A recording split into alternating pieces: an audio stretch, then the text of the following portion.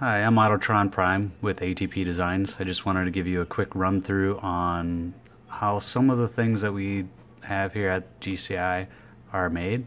One is using software for solid modeling, 3D, is SolidWorks, which is the one I use to create the Aster blades, available on the Chosen Prime's website. So I'd like to just go ahead and step you through a little bit.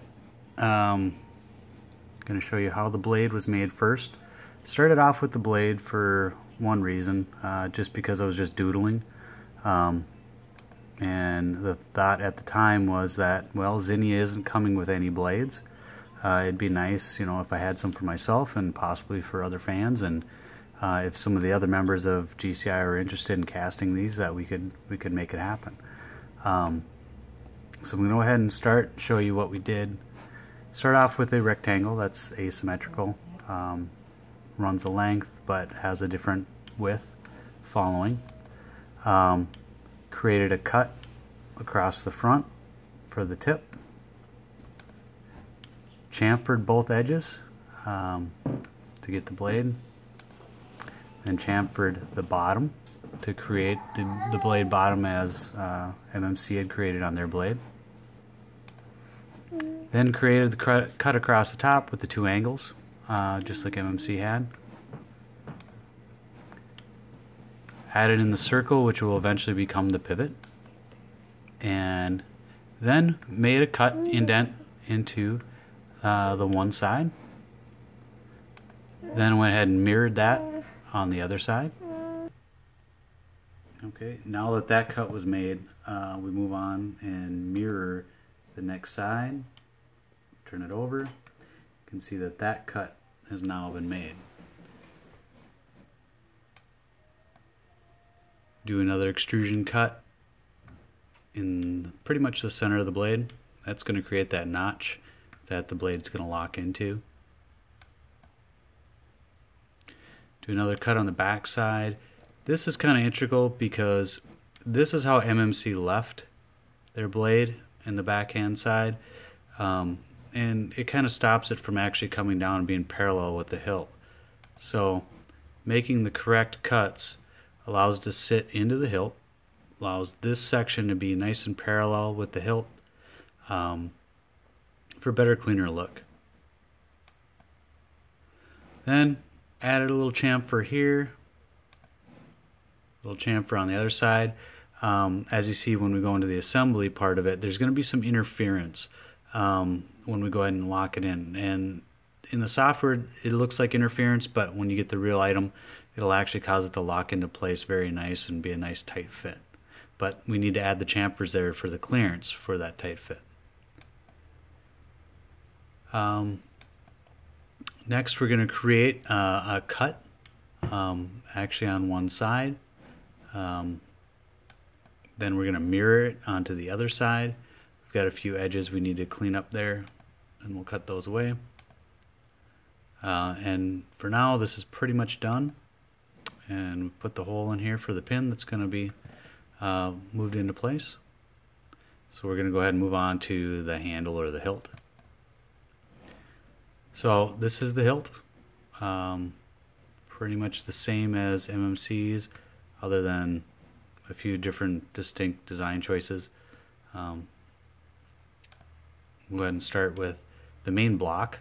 This is pretty much the gist of the entire assembly here is just a block with a few indents in it, and the size for the holding for the hands, roughly 3 millimeters or a little bigger. We start adding some detail. I'm going to cut that in. We're going to rib this out there. We're going to add the cylinder for the blade to sit into. Going to add another cylinder for the hilt to peg into the hip or of the figure. The next action made the cut through the cylinder, and if you can see here, that's where the actual blade's going to fit in. Then we added the hole that can attach to the hip. Add the support for the cylinder to the hilt. Made a small cutout here.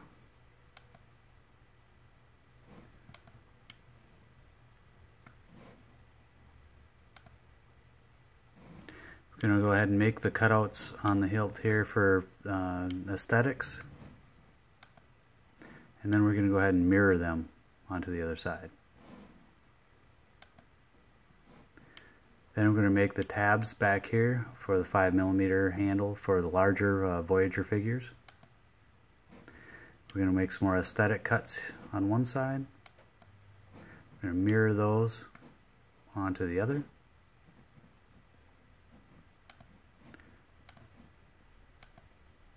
And then we're going to add the rounded edge for the 3mm grip for the smaller deluxe figures.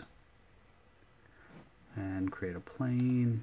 And we're going to go ahead and mirror that again onto the other side. I'm going to clean up a few edges there. Make things a little nicer. We're going to chamfer a important item around the top edge here. This is where the blade's going to lock in. So you got two chamfered edges.